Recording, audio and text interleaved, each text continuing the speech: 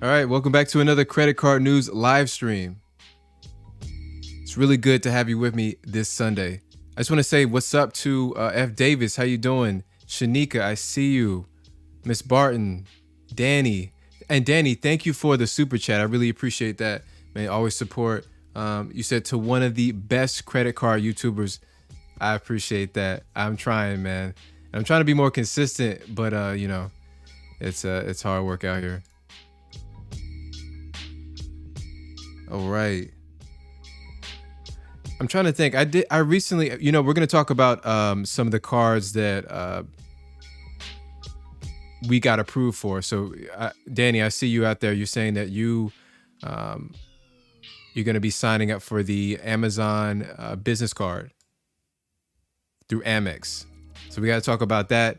And also, I got to tell you about a card that I actually recently, I think yesterday, increased my limit on. So we're going to get into that. And we're also going to get into the news. So let's start with that first topic here. All right. So inflation is forcing 26% of Americans. Let me turn this down real quick. Inflation is forcing 26% of Americans to stop paying off debts. Given the way inflation has been wreaking havoc on consumers since mid-2021, it's easy to see why some people may have racked up debt over the past year. Or it could be that you had debt before inflation took hold and that you're still carrying a loan or credit card balance. The sooner you pay off your debt, the less money you're apt to spend on interest. Plus, paying off credit card debt in particular could work wonders for your credit score. But in a recent Morgan Stanley report, 26% of Americans say they're scaling back on paying down debt due to inflation, and that's a move you might regret. So, obviously, times are getting harder out here, and people are taking money away from discretionary spending, and they're just spending on need-to-haves and necessities, and they're not going to have that, that extra money to spend to pay down debt that most people have. So it's going to be interesting to see how that develops. Next, we have a story. Only about 30% of millennials are comfortable investing in crypto, down from 50% in 2021. Now isn't that big news for all of us? So cryptocurrency's popularity with American investors is on the decline. And in 2022, only 21% of Americans feel comfortable investing in that currency, according to Bankrate's September survey. That's down from 35% in 2021. Although comfort levels dropped with investors across generational lines, the decrease was steepest among millennials. Nearly 30% of American investors between the ages of 26 and 41 feel comfortable this year, compared to nearly 50% last year. The decline is unsurprising considering nearly $2 trillion, that's with a T, $2 trillion has been wiped off the entire crypto market since November of last year. You guys, I've actually spoken to you guys a few times over the course of this year, and most of you said that you're really not into crypto. Is that still the case? Are you bullish or are you bearish on crypto? Let me know. Just let me know in the comments. I'm not going to take a poll, but do you think that is this the time to buy the dip? Buy the dip, as they say. Can you get cryptocurrencies on discount? Is this the time to go retail, discount shopping, or are you avoiding it, or are you staying out of the fray? Dan Smith, I want to highlight you, man. Dan Smith says the bear market is the time to get in. Now, listen, I feel like I agree with you. If you're bullish long-term on crypto, then I think this is a prime time to get in. I mean, obviously it could go down from here, but listen, we've had a tumble. It's been a huge tumble since we've seen those highs last year. So, personally, I'm not dabbling into crypto, at least not yet. I'm more of an S&P 500 index fund holder, and that's what I always, recommend to people around me. So, but yeah, if you're bullish on crypto long term, I think it's a great time to get in. So next story, we have a payments industry first.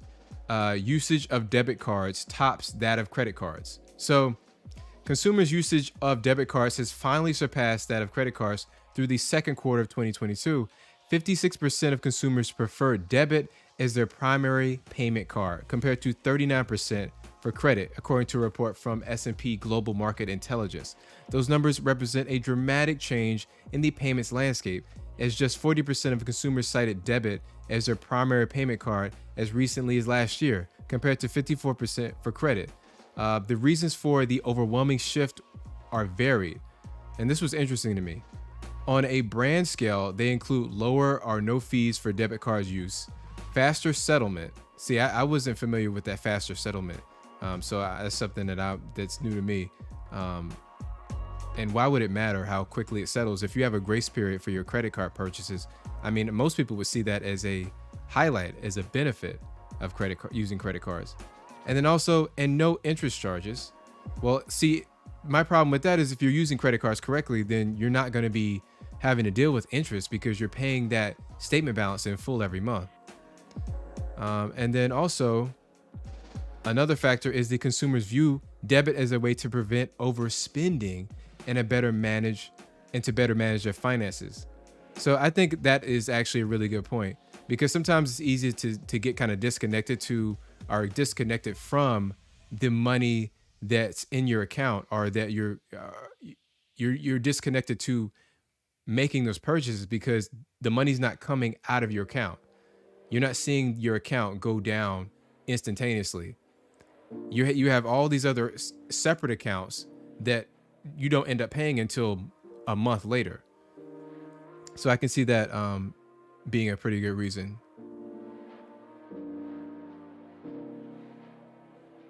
Yeah, so if you listen, you're not going to have the lower or no fees part is going to be, it depends on the card that you have. Listen, if you're strictly cash back, your team cash back, and you have no annual fees, then you're not going to have to deal with the annual fee. And if you're paying on time, you're not going to have to deal with interest.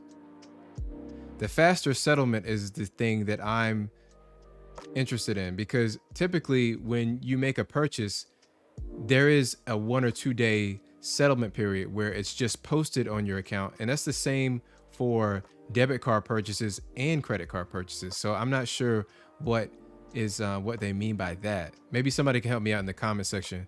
I'm not sure what how is that settlement period different for debit cards as opposed to credit cards?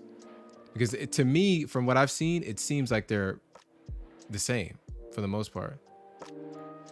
Next story, we have 46% of Americans continue to make this expensive credit card mistake. And what mistake is that, you might ask? One of the biggest credit card misconceptions is that carrying a balance month to month will give you a credit score boost.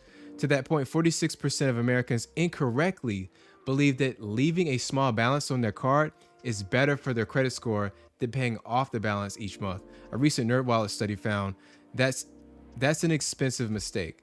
In fact, any amount of revolving debt costs you in interest charges. Those typically are not calculated based on how much debt you roll over to the next statement period, but rather on your daily average balance. Carrying a balance could also ding your credit score. So yeah, both of those are true. And we've discussed this at length before, but if you want your best possible credit score, then you're going to want to pay, you only want between 1 to 9% or 0 to 9% usage to be reported to the credit bureaus. And the average for the FICO scoring model, what they consider a high achiever has an average utilization rate of 7%. Get that, 7% is the average utilization rate for high achievers. And that's from the FICO scoring company itself. And the FICO score is what most credit card, if not all credit card companies, use to evaluate your credit worthiness. So when you're going up for applying for credit cards to get approved and to get credit limit increases, they're going to be using the FICO 8 bank card scoring model most of the time, or some variation of the FICO bank card scoring model.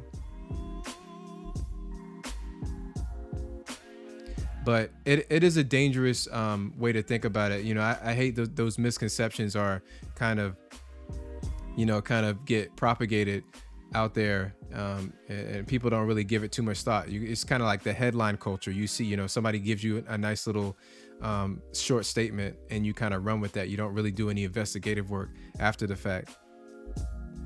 But people really need to know you don't want to carry a balance. So a couple misconceptions: you want to pay your statement balance in full every month. You don't want to incur any interest charges, and really having more credit cards. Another big one is a lot of people think that the more credit cards that you have, the worse your credit score will be. That's a big misconception, and that's something that probably deserves a whole video. And I see all people of all ages still don't understand that the more credit cards you have, typically the better your score just gets. It's just, I've seen that from my experience, and you can see that in the results from the FICO scoring model itself. They say that the average high achiever has 6 bank issue credit cards. And that's about double what the average American will have. Most Americans have at least 3 credit cards. So double that is what a high achiever has. And listen, Danny, you can speak to this. Danny has like 20 cards. I have 20 something cards, and my score has not budged. It has zero effect on my score. If anything, it improves it. So next up, we have, this is the big story of the week. So the post office, so USPS workers arrested in $1.3 million credit card fraud and identity theft scheme. The Justice Department said that 3 U.S. Postal Service workers were arrested last week in connection with the theft and unauthorized use of credit cards, resulting in the loss of more than $1.3 million. According to a release from the DOJ, individuals allegedly worked with the U.S. Postal Service mail carriers to steal credit cards from the mail before they were delivered to the assigned customers starting between 2018. The individuals are accused of using the stolen credit cards for high-end retailers and selling some of the merchandise that was purchased on luxurysnob.com. This is the first time I've heard about that website, Luxury Snob, but apparently that website is used, it's like a consignment website. And basically, if you have like a lightly used clothing that's, luxury brand clothing, then you can resell it. It's like a marketplace for reselling lightly used distressed clothing. So that's interesting. I thought that they had safeguards in place, and correct me if I'm wrong. I thought there was, usually when I get a card in the mail, you can either go on the app, you have to log in first. In every instance, you have to log into your account either on the app, or you have to call in, and then you have to verify your credentials or your information. So I'm interested in learning exactly how they were able to circumvent that. But that's a lot of money. And listen, it's 2022 now. So that's 4 years they were in on that scheme.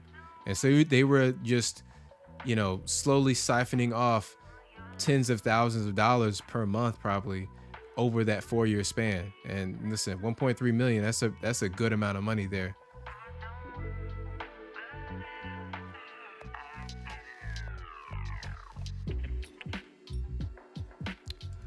So next story, the Durbin Amendment will imperil security and innovation in the credit card market. So one of those amendments likely to be considered is Senator Richard Durbin's Credit Card Competition Act, so which would effectively prohibit consumers, payment networks, and financial institutions from determining how their credit card transactions get routed.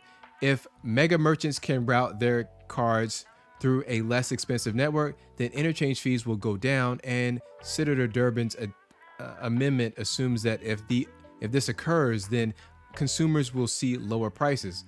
However, there are no free lunches in a market to be had with such a regulatory intervention. So yeah, I think that's a good axiom or truism across, that you need to learn in life. There are no free lunches. Nobody's going to give you handouts, willingly give you a handout.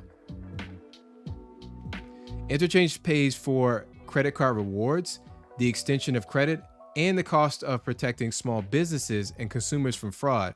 Reducing interchange would cause credit card rewards programs to wither and more people would likely have trouble obtaining credit cards altogether. So, do you think it would have that detrimental effect on the credit card industry if they introduced this card competition act, credit card competition act? And obviously, this is going to be, the lawyers and the industry itself is going to kind of combat more regulation. So they're going to say, hey, it's going to be terrible for our, for our industry, and it's going to make things worse for the consumer. It's actually going to hurt things. So do you think that that has merit in this situation? Do you see credit card rewards kind of going away or at least being contracted?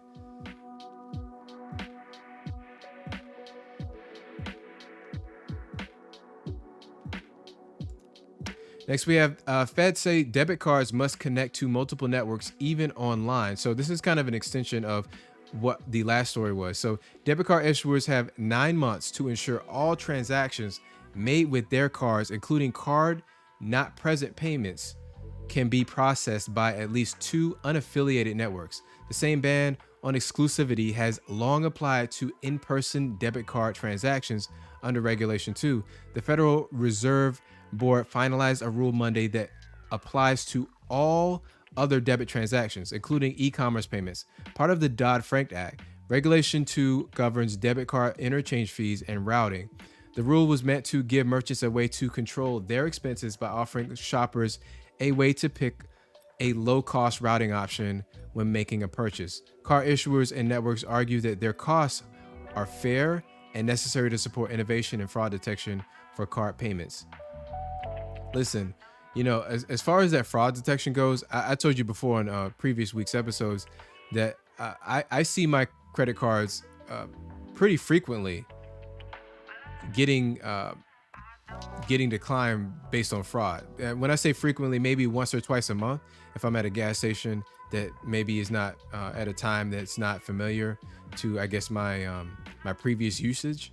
I've had that happen with my SoFi credit card, and all it does is send me a text message saying, "Hey, is this your transaction?" And once I text back yes, then I can go ahead with the payment. But it seems like their fraud detection is pretty sensitive these days. So there might be some validity to that argument.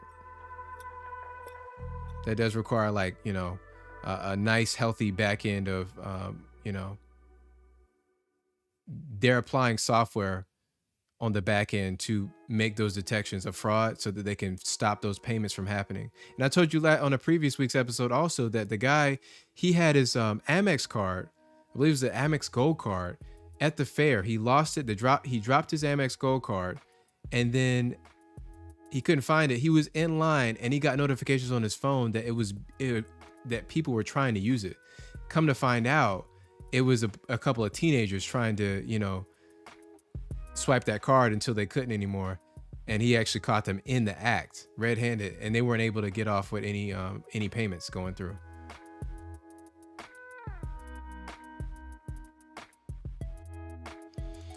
So next story we have, how did the pandemic change the way consumers make major purchases? While there is plenty of anecdotal evidence showing how the pandemic changed the way consumers shop, Synchrony quantified it, noting that 76% of the consumers polled using their mobile devices for shopping, up from 48% in 2019. So while total online purchases jumped to 26% from 16% 2 years ago, and 25% completed major purchases online in 2021, compared with 16% in 2019. And as consumers do more of their shopping online, they're also doing more research in all aspects, including financing choices. So that's a huge jump right there, from 48% to 76%.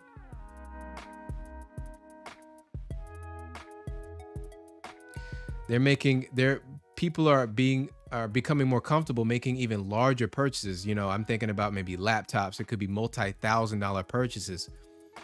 So,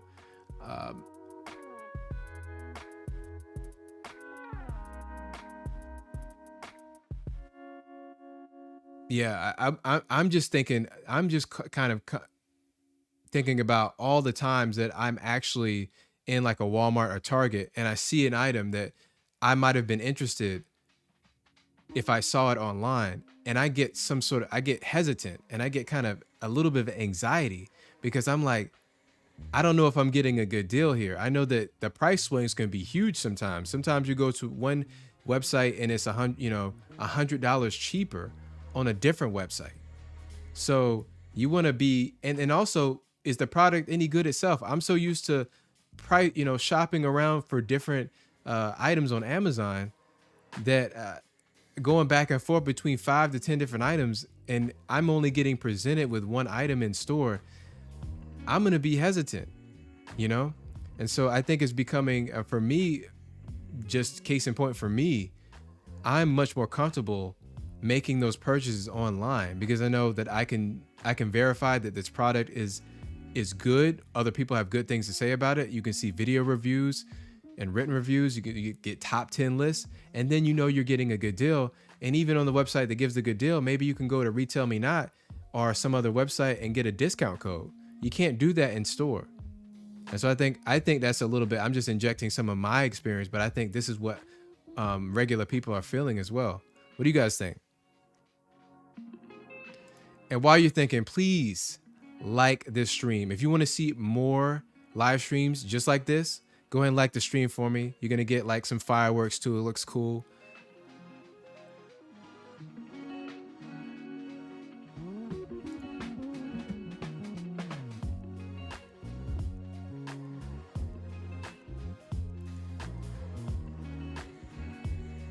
All right. So next story, we have MasterCard pushes deeper into crypto with new tool for combating fraud.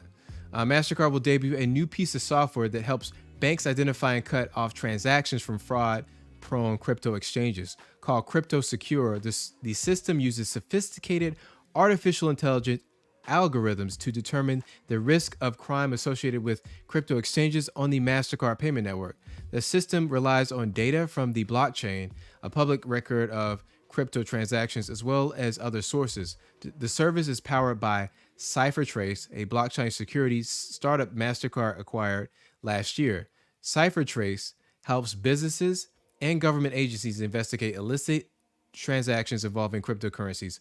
MasterCard is launching the service against a backdrop of growing crime in the nascent digital asset market. The amount of crypto entering wallets with known criminal connections surged to a record 14 billion last year.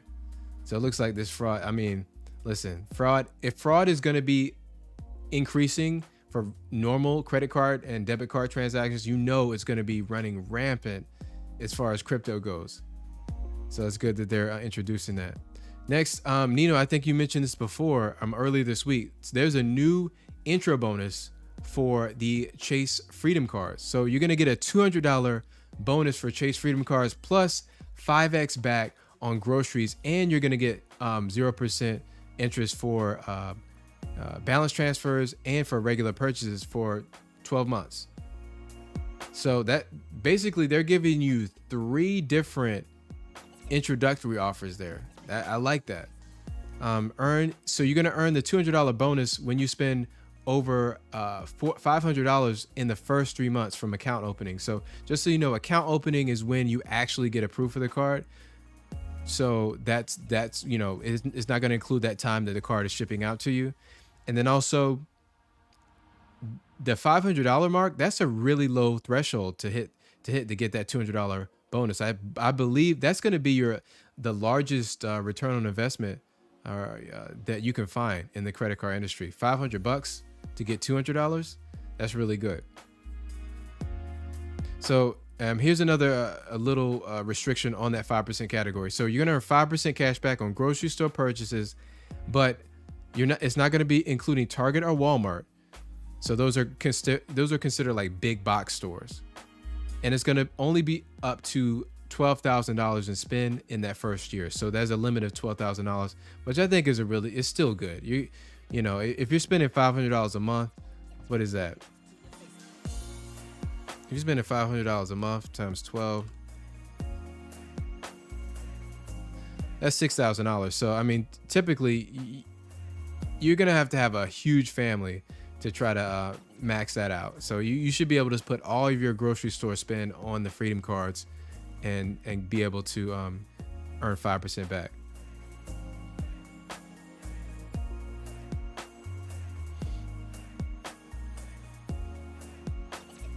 So next, I want to let you guys know this is really a free $10. So if you buy a let me go back to that. This is what I'm referring to. This is basically a free $10. Right now, Amazon and Discover is running a promotion. You're going to get $10 off at Amazon when you make your Discover card the default payment method for Amazon. So I actually did this earlier today and I got this notification. So all you got to do is go into, maybe I can post a link if you want. If I can find the link and post it. But all you have to do is log into Amazon, set your Discover card. I know a lot of you have the IT card. Set it as your default payment method, and you're going to get a notification just like this. We added $10 promotional balance to your account. This balance will be automatically applied to your next order. So listen, it takes like 5 seconds literally to make that your default payment, make the Discover card your default payment, and you're going to get $10 for that. So definitely I wouldn't normally list this as a story, but this is so effortless to get. It's a no-brainer. And I'm sure pretty much everybody here is going to be buying products on Amazon. And next, I want to let you know about another freebie. This is not live yet, but if you buy a $50 Amazon gift card, you're going to get a $10 credit, and this is only for Prime members. So it's going to be another promotional credit. So basically, I'm showing you a way to get $20 pretty easily. So this is like $20 in your pocket. So the promotion is not live yet. It's going to be running from October 11th through 12th, and you'll see it once it goes live. So just be on the lookout for that. So also, here we go. I want to let you guys know. So I was, you guys know I'm a proponent of the Verizon Visa card, and so I just want to let you guys know that I was able to get a credit limit increase over here on the Verizon Visa. I went from $9,000, it was like $9,500 to a $12,000 limit. I just asked them within the app when I was making my payment and see what I could get. I got $12,000, so I'm happy with that. I'm pretty good with that.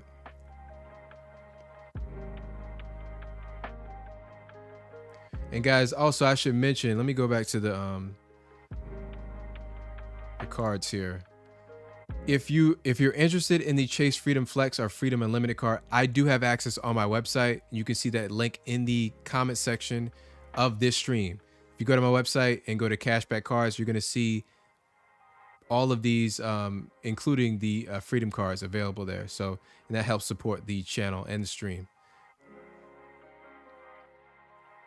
So I'm going to see what everybody's been saying here. How has your week been in with your credit card lineup and your credit card journey? What have you been up to?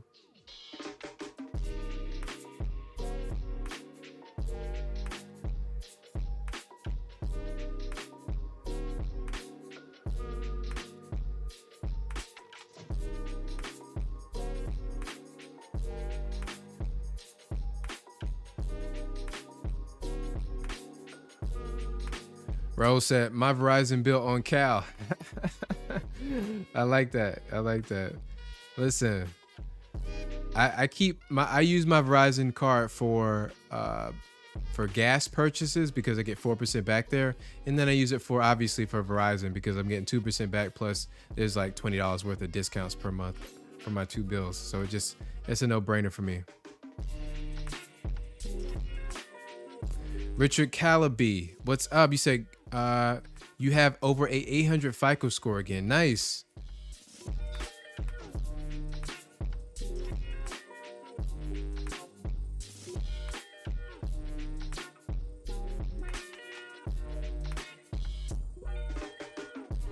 Very good. Listen, it's tough to get over an 800 score. You know, people actually, I had a discussion at work about this. You know, most people don't know that it's hard for young people to get over an 800 score because 15% of your credit score is made up of your average age of accounts. And so if you don't have a long history of using credit cards, then that's not going to be working positively to affect your credit score because you're just too new to the game.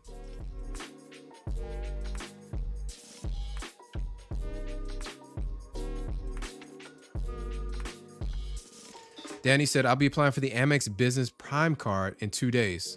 Nice. What are with the Business Prime card? Are you still earning 5% back for Amazon purchases? I'm not too familiar with the business side.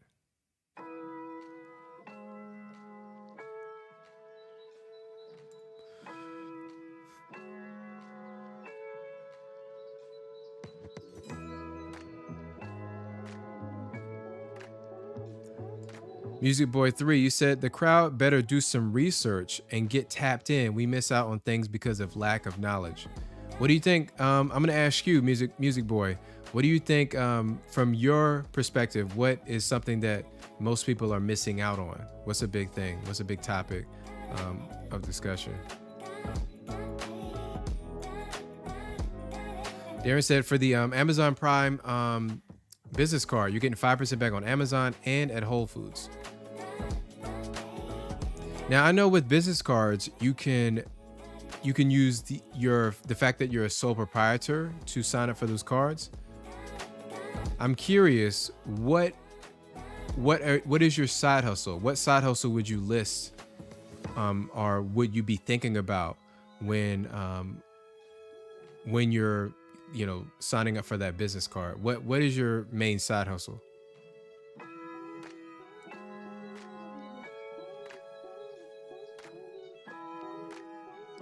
F. Davis, what's up, man? You said I applied for the Amex Blue Cash every day, and you got $14,000 of a credit limit. Awesome.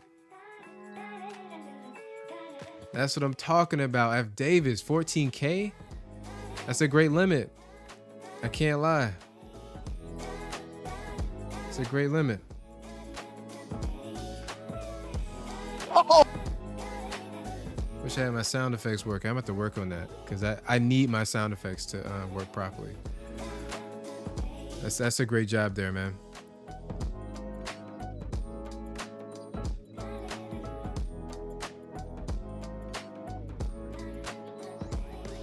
Dan Smith said, I had my entire 11-year history of my Barclays account disappear from my credit report after I disputed a transaction.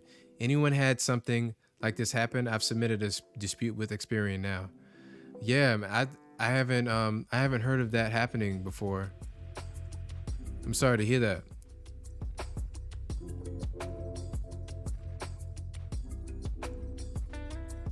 I'm actually gonna go into. I have seen some instances where credit card issuers don't report like often enough, or some of them don't report to all of the credit bureaus. But in this case, Barclays is big, so they should be reporting.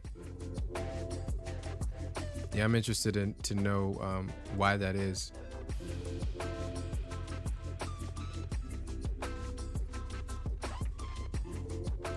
Raul, what's up, buddy? You said I asked Barclays for a credit limit increase. I went from $1,800 to $21,000. I got this card back in 2019 when Apple had an offer with the new iPhone. Wow. That's got to be up there, man. That's up there with some of the largest increases that I've even seen online. Then you're telling me here live that you got basically a $20,000 increase. That's fantastic. That's money. That's money right there. I can't. That's astounding.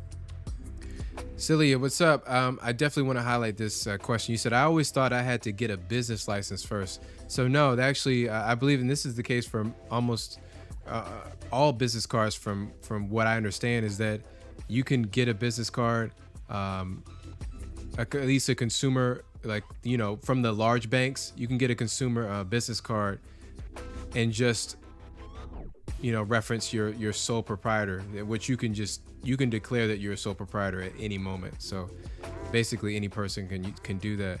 Now there are some other you know forms of loans, or some other cards that you can't get, that you'll need like a business account, a dedicated checking account for your business, and like a social security number for your business to get those established. So there are limitations to that. But if you want to go for like a business card with like Chase, Amex, Capital One, Citi, then you can just use the fact that you're a sole proprietor. F. Davis, thank you, sir. You said keep up the good work. Yes, man. Listen, I'm still grinding. I'm still learning from you guys as well. So thank you. I appreciate that. Thank you for supporting the channel.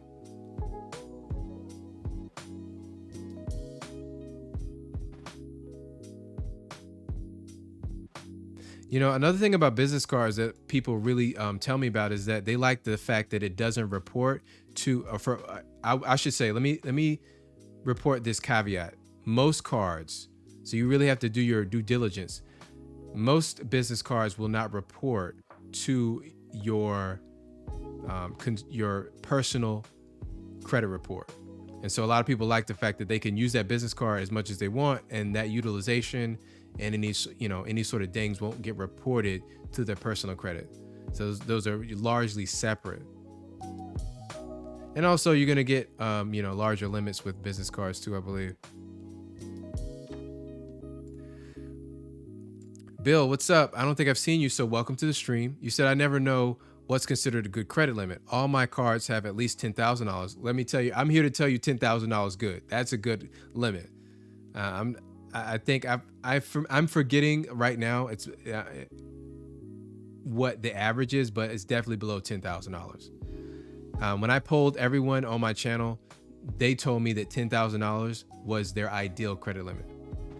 So a lot of people are still way below that. And you have a few more at $15,000. I have 8 cards and I barely use them. Why do you barely use them, Bill? Everybody in the stream, Bill, we need to get on Bill real quick. Why are you barely using your cards?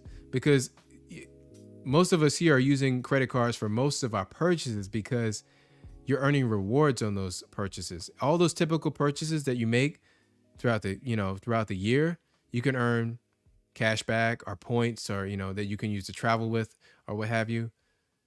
So it's good to use those cards, and it offers an extra layer of protection in the case that you drop it at the fair, like I talked about earlier. If you dropped your debit card, fingers crossed, hopefully the fraud protection kicked in, but maybe it didn't, and they drain your account right there. A lot of people have found that using a debit card, it's tougher to get the money back. And then when the money's gone, you don't have anything else. If you don't have other credit cards with high limits, you don't have anything to fall back on. And there's some purchases that you can't make with a credit card. So you really need that debit card as you need it disconnected from, making those purchases. Definitely would encourage you to use your credit card as much as possible. Jay, what's up? You said, Cal, I hope you're doing well. I'm doing great now that I'm here with you guys. Now we do this every week, Sunday at 7 p.m. And so, yeah, it's good to see everybody here.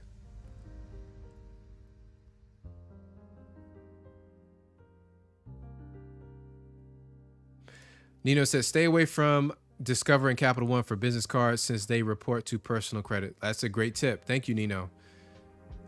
You definitely, that's a big part of using, of looking into business cards, is that you don't want that to affect your personal credit.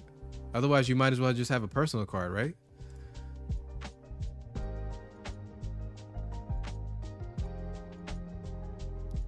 Dark Dude 2000.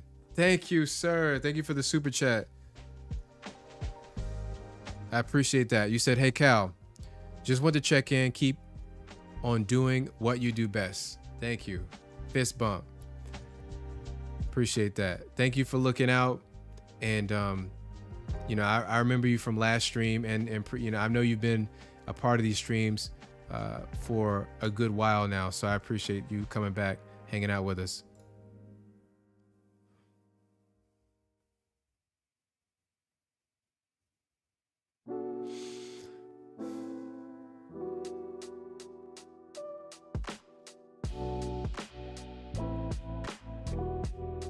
DJ Bruce Wayne, you finally made it, man.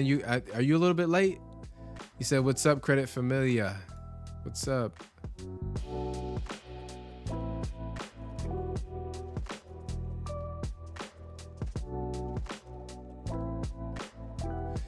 Yeah, so you said I do use my credit cards for those reasons, but I never get close to those limits, and I pay it off in full. I just don't want to owe the banks anything. I'm totally with you on that, and that's good to hear that you're using them. And me too. My total available limit at this point is around $175,000, something like that. But I only use, you know, maybe 2%, 3% of that on a monthly basis. Maybe, you know, I'm using maybe $3,000, $4,000, depending on the month. So I'm in the same boat as you.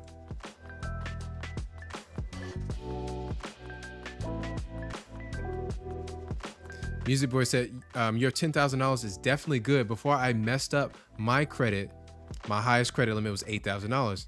After rebuilding, I just got a $20,000 credit card. Nice. And listen, on my next video, speaking of $20,000, I'm talking about the highest, the best credit cards to get that show you your starting limit before you even fully apply for it. So before you actually have to trigger a hard credit pull, you can see that starting limit. So that's going to be my next video, and one of those actually is going to involve a $20,000 starting limit, which is high, very high.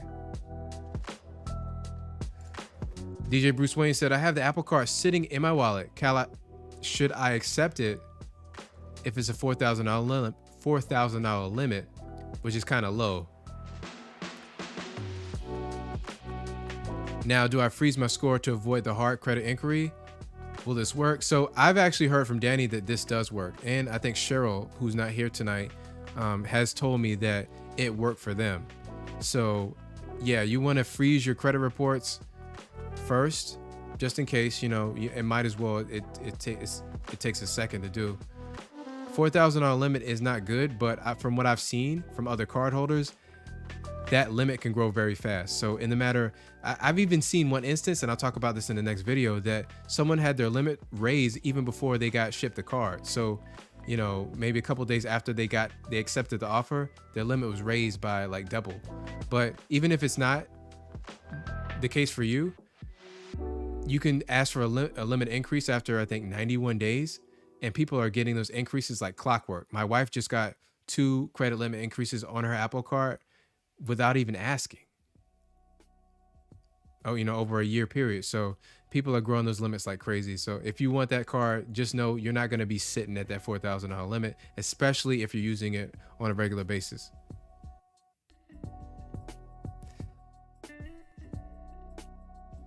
Ellen Beck said, another great stream. Thank you. Listen, that warms my heart.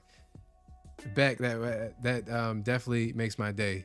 Wakanda forever. And by the way, I want to say this real quick. I know this is off topic. Please forgive me, everybody. But I've been telling my wife, this new Wakanda, this new Black Panther movie looks sensational. I said these last 2 trailers were perfect. I've never seen 2 perfect trailers. It hit every note. I'm crying. I'm laughing. I mean, the action is on point. It's amazing. But that's besides the point. Let's see. Angel, what's up? You said my credit score went down 30 points with no changes to my report, but it should be on the way back up because I recently paid down my balances and surprisingly got a $3,600 increase to $6,500 with Capital One. Now, I'm going to say $6,500 typically is not like a huge increase, but with Capital One, most people are having so much trouble increasing their limits. This is a big deal. So congratulations, Angel. Good job on that. That's great. Great job on that.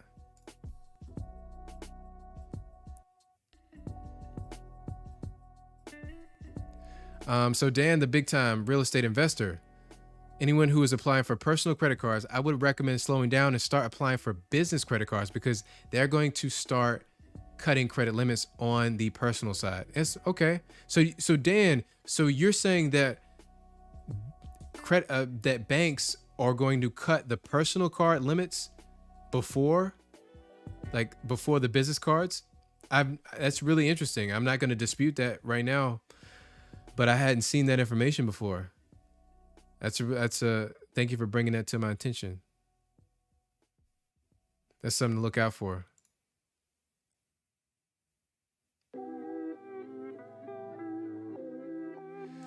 Jay, you said, Cal, is the VentureX still treating you well?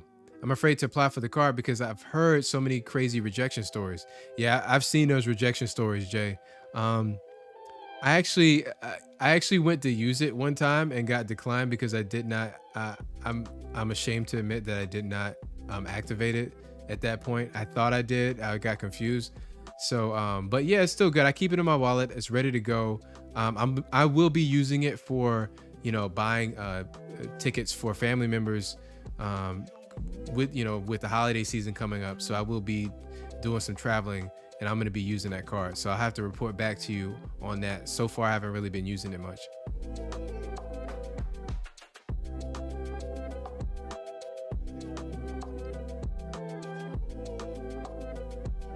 Darren, thank you. I appreciate that. Listen, you said I appreciate your hard work. Thank you. I'm glad that you see that I'm putting an effort here.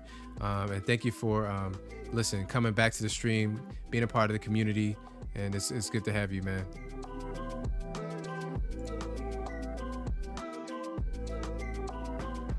Oh, Celia, listen, this is really good to get this much feedback just in one session because someone just asked this earlier. Celia just confirmed it works. So we're talking about the Apple Card. If you freeze all 3 credit reports, don't unlock them for about 3 or 4 days. And she received a $2,700 limit. And so she's good with that until later. Listen, thank you for confirming that for us, that it does work. So you can apply for the Apple Card and get fully approved, get the card, and it will not trigger a hard credit pull on your report. So that's awesome. You're basically getting a card without burning a Chase 524 slot and hurting your credit limit in the short term. That's great.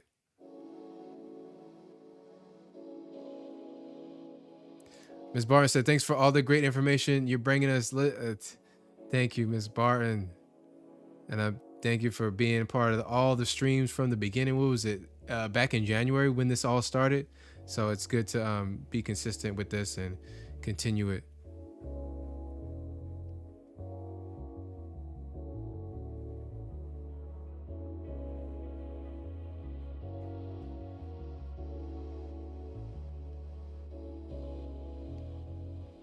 So yeah, Danny said, I just saw this last message. So with the Apple Card, we call this the, I guess the Apple Card freeze hack, the freeze your credit report hack.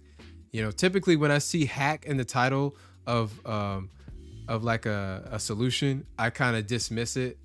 Like before I even see it. I will look into it, but I kind of dismiss it before it's even explained. But this is a hack that actually works. And now that I have people confirming it all around, left, right, and center confirming it, I'm convinced it works.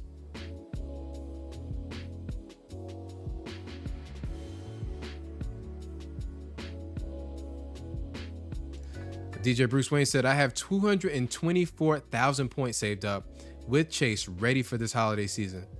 All right, so you got those points on you got them. Do you know how you're going to use them?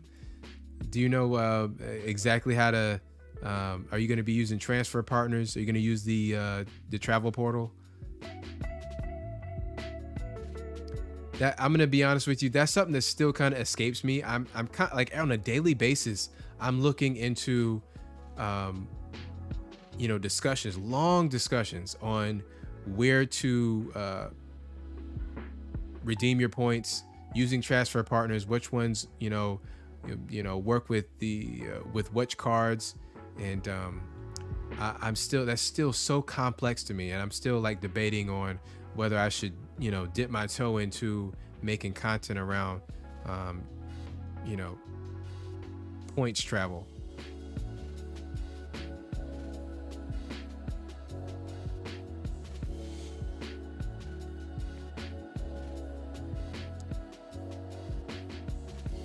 Oh, that's a really good question. Our Fantastic Life has posed. So you said, has any credit card company ever cheated you out of your rewards? You know what? I'm gonna be honest with you.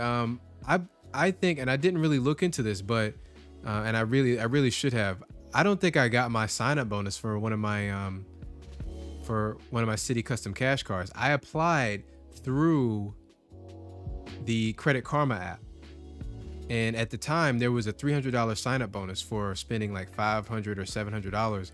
And I didn't see that applied to my account. And I was, I kind of put it on the back burner, and then I forgot about it. And then a few months passed. And then I said, what, am I really going to go back and try to fight this? But I think that they got me on that one. So in that case, yes. So you're saying it's happened to you twice now, where Wells Fargo didn't apply my 2% rewards, and now Discover didn't apply my 5% on certain transactions. Now I did listen, Our Fantastic Life, I did see in the forums that some people weren't getting the 5% back on digital wallets, because that's the Q4 bonus categories for the Discover It card. And they contacted customer service, and customer service told them that they would see it come, or they would see it show up on their bill. So they may have been having an issue on their end with those 5% rewards showing up. So hopefully that's just the case, that it just hasn't shown up yet. Now with the Wells Fargo card, like, why, if it's a flat rate 2% card, you should get 2% on all purchases. There's no exclusions from that 2% category. So that's a huge red flag there. Walter Hallman said, Ask Sebi is really good at explaining that. And I'm going to assume that you're talking about the travel reward content. Yeah, I like Ask Sebi. And I'll have to take another look at some of his more recent videos. They actually have a few dedicated smaller channels that all they do is talk about award travel.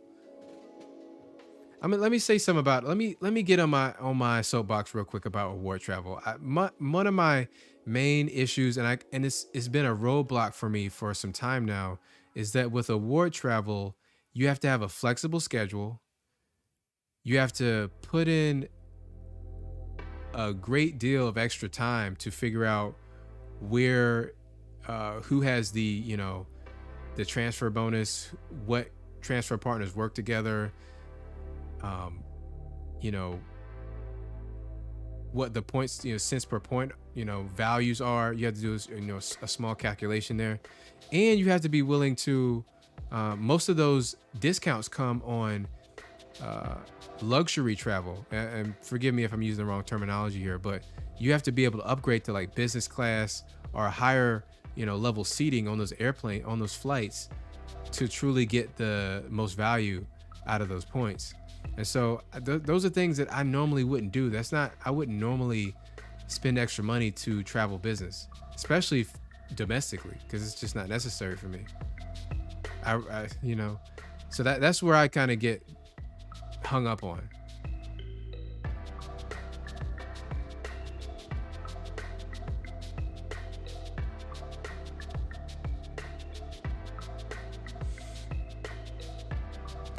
Yeah, Nino said, got that passport? Yes, I do. I have a passport. It probably needs to be renewed relatively soon. I'm gonna have to take a look at that now that you mention it.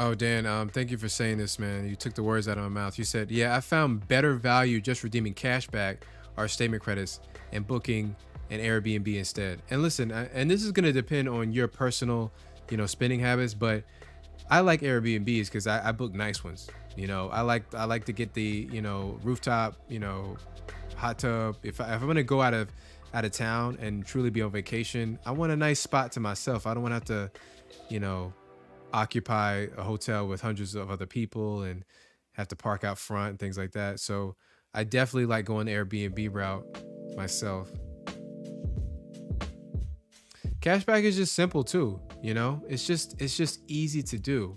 And when you're talking about an effortless passive source of income, I think that's the sweet spot for me. That's what I would say for is my way of looking at it, is that if you truly want passive, a small amount of passive income, using credit cards for statement credits or automatic cashback redemption is like the way to go.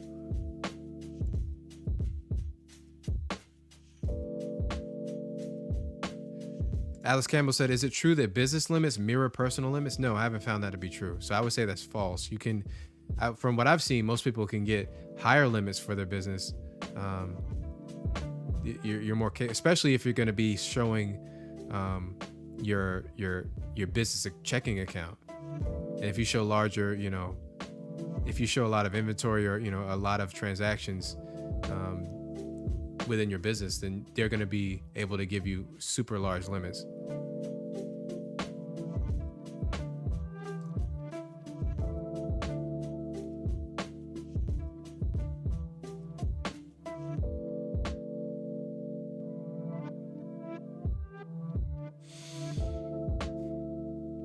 Oh, that's a good point. Listen, Dan Smith raises another great point, especially when you can stack Amazon rewards for buying Airbnb gift cards. Yeah, so a lot of people don't know about this, but you can use gift cards as um,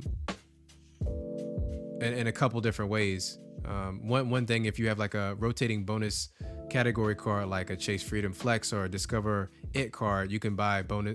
You can buy gift cards from places like Amazon when when that bonus category is active, and then basically you're getting 5% back on at Airbnb as well, because you got 5% back on the gift card.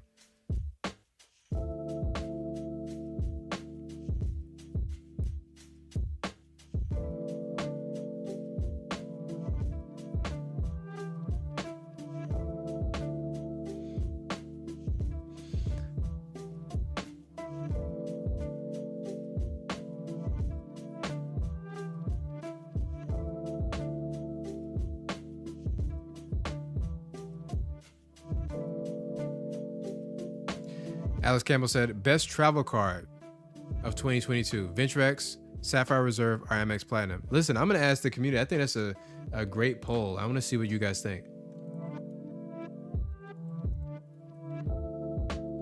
What you think on the stream. So I'm going to put what we have. We have the Venturex. We have the Sapphire Reserve. A lot of people, I'm going to tell you right now, a lot of people are going to say that they're not going to use the reserve, they'll use the preferred. But I'm going to put the reserve here.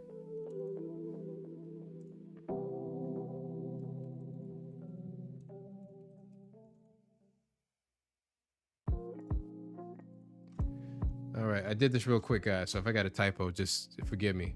What do you think is the best travel card of this year, of 2022? What is the best travel card? Vote in the poll right in the description. Let me know, because we got Alice Campbell asked this question. Which one is the best? I need you to vote for me. Vote for your favorite. What is your favorite? Let's find out. Right in the description. I'm sorry, in the chat, you'll see a poll. If you could vote for me, sound off. Let me know what you think.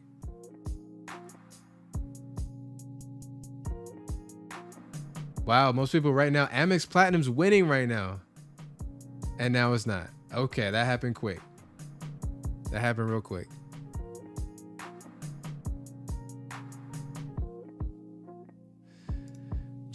Claiborne, you said the Venturex rewards are really good with a recurring 10,000 mile every year, and is really nice. Yeah, so basically equivalent of $100 every single year. You're gonna get that statement credit. That is nice. Effectively, that makes it what a five. It makes it so that they're giving you $5 for using the card. So if you spend $300 a year on travel, actually, if you spend at least $400 on travel in a year, then you're gonna get that. Get all that money back that you use for the annual fee. Listen, I think everybody's agreeing right now. We got 15 votes in, and they say the Venture X card. So if you disagree with that, you're wrong, okay? Because everybody here saying the Venture X card is the best, right?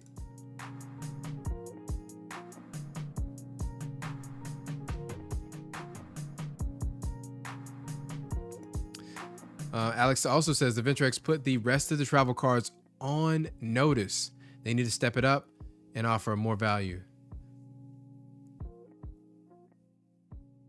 Raul said that I found the prices higher through the Chase travel portal. You know, you're not the first person that said that, and I definitely was skeptical as well. And there are some caveats to using travel portals, because if you do have a problem with your trip, then you have to go through that bank's customer service. So that credit card's customer service,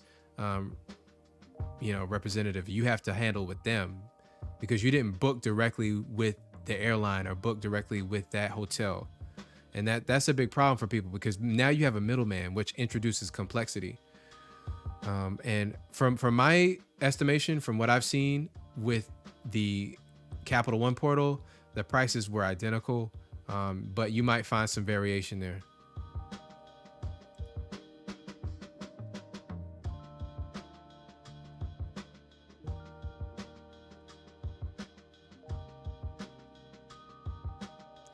So Conrad's Vlogs, you said, hey man, I had an incident where a postal worker tried to steal one of my credit cards, and they got caught at work trying to activate the card. Really? So you actually, I wonder if I hope this wasn't one of the, we had a story about that. That's wild.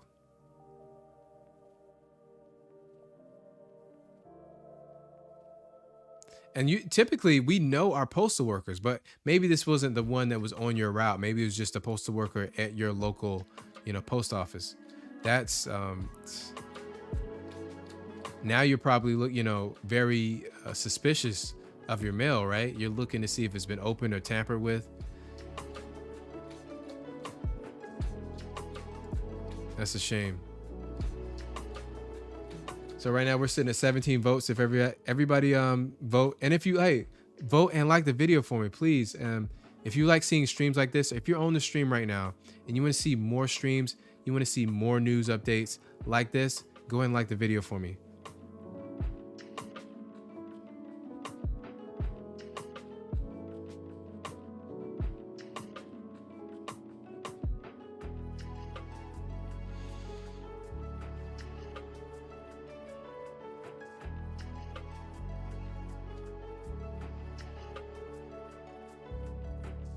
Wow, Conrad said their packages have been tampered with too. So Conrad, I feel bad for you, man.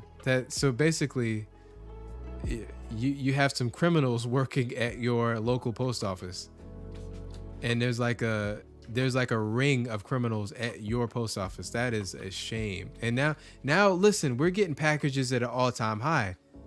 Everybody's shopping online, so we used to have to be concerned about porch pirates. And now you got to be concerned about postal workers. So before the item even gets to your porch, it's getting stolen. It's getting tampered with.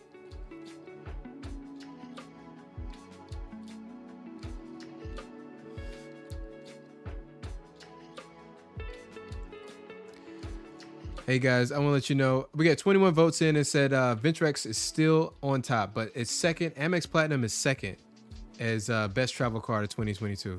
Hey guys, I want to thank you for attending the stream, hanging out with me. We're going to do this next Sunday at 7 p.m. like normal. And I want you guys to have a great week. All right. Enjoy your Columbus Day.